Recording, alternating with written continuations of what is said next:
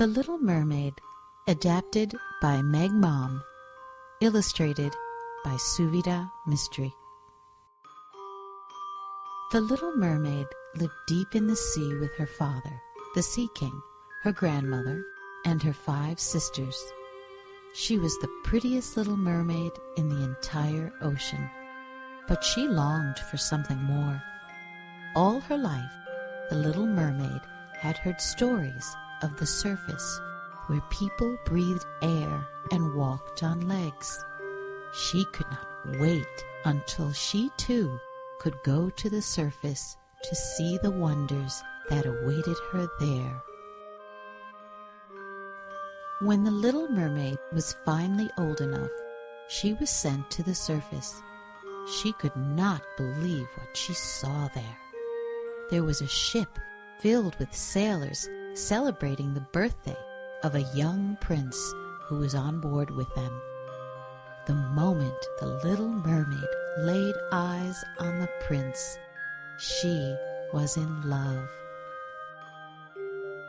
But right at that moment, the sea began to stir, the wind howled, the sky grew dark, and the boat was tossed about in the water by the power of the ocean. All the sailors were thrown from the ship into the water, but the concerned Little Mermaid could not spot the prince among them. When she finally saw him, she realized he was drowning. The Little Mermaid swam as fast as she could to the handsome prince and pulled his head above water, saving his life. She then swam him to the nearest shore, where she laid him down and said goodbye with a kiss on her love's forehead. When he woke up, the prince had no memory of the courageous young mermaid that had saved his life, so the Little Mermaid's love was not returned.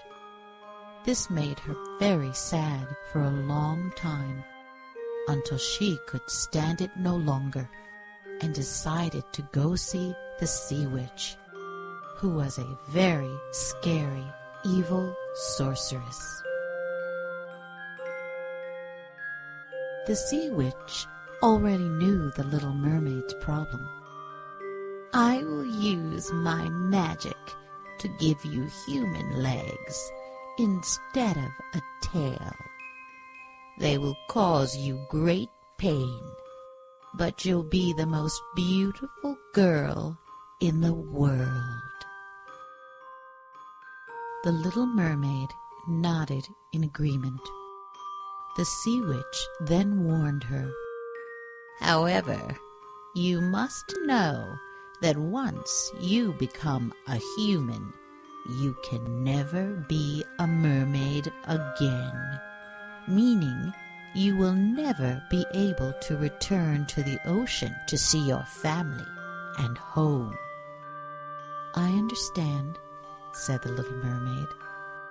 The witch did as she had promised.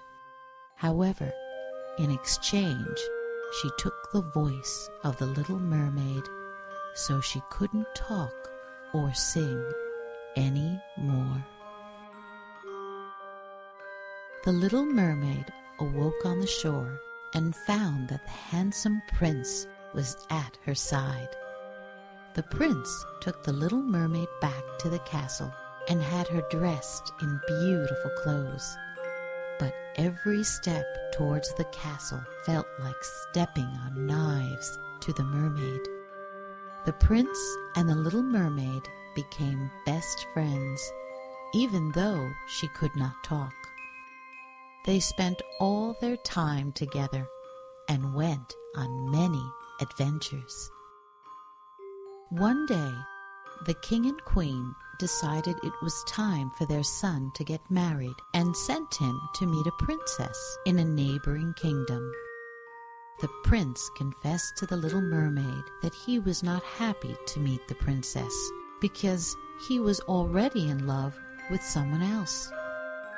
"I was in a shipwreck," the prince began, "and when I washed up on shore, a girl was there. and she cared for me.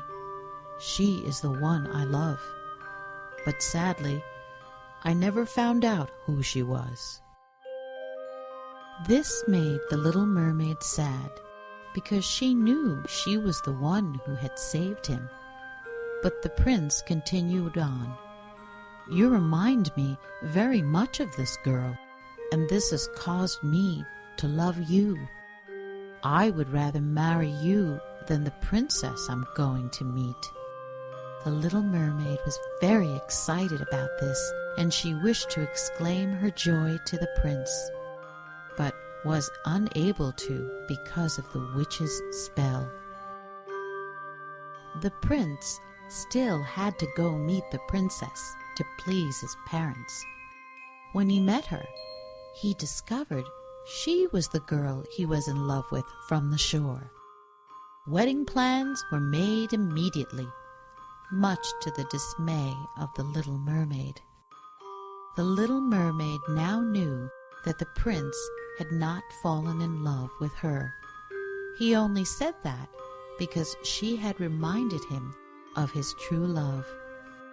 She had given up being a mermaid, her home, and her family for nothing.